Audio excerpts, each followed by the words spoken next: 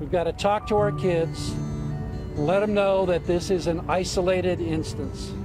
It's tragic, it's horrible, but it's isolated, and we've got to talk about it.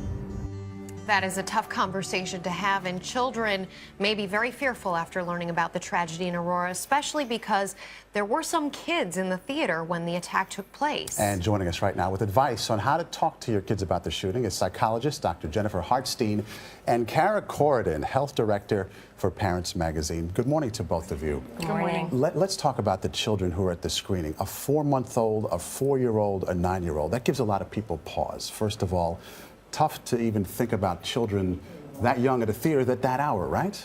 Well, I mean, you don't want to judge. We don't know the circumstances, but you know, the fact is a movie theater is an inherently safe place to be, or it was until, 36 hours ago. It shouldn't matter how old the child is. It shouldn't matter what time of day it is. That should be a safe place to be. Does it matter, Dr. Hartstein, how old the child is and what kind of conversation you have with them? And that said, what type of conversation should you be having at different stages in a child's life about this? It does matter. You're not going to have the same conversation with a 3-year-old that you're maybe going to have with a 13-year-old. They're not going to understand the same kinds of things.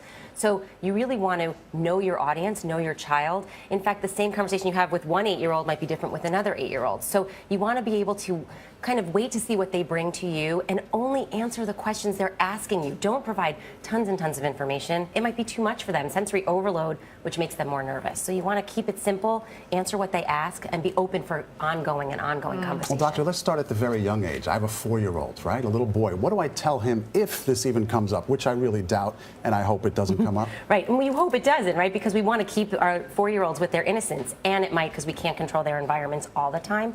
So you want, if he comes and says, "What happened? All these people are talking about this bad man," you can say to him, there are some bad people, and there are people who make mistakes and make bad choices, and we want you to be okay. We want to be able to protect you, and your mom and I will do that, and it's all okay. And then that may be all he needs to know, is that piece of reassurance. What if he comes back, though, as many children do, with the why, consistently asking? And I'm asking myself this without having children at this stage, but thinking about myself as a child. And when I wouldn't be satisfied with a cursory answer from my parents about what was going on in the world. Well, last night with my 6-year-old, that was her second question. Why did he do this? And you can say, I don't know why he did this. Most people don't do this, so people are trying to find out why he did this.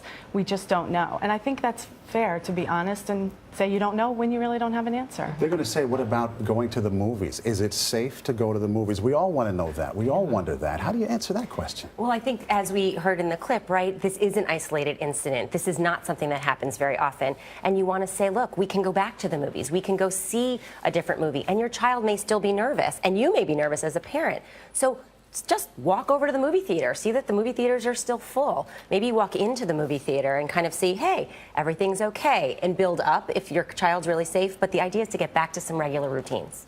Dr. Jennifer Hartstein, Corridan, thank you. Appreciate it.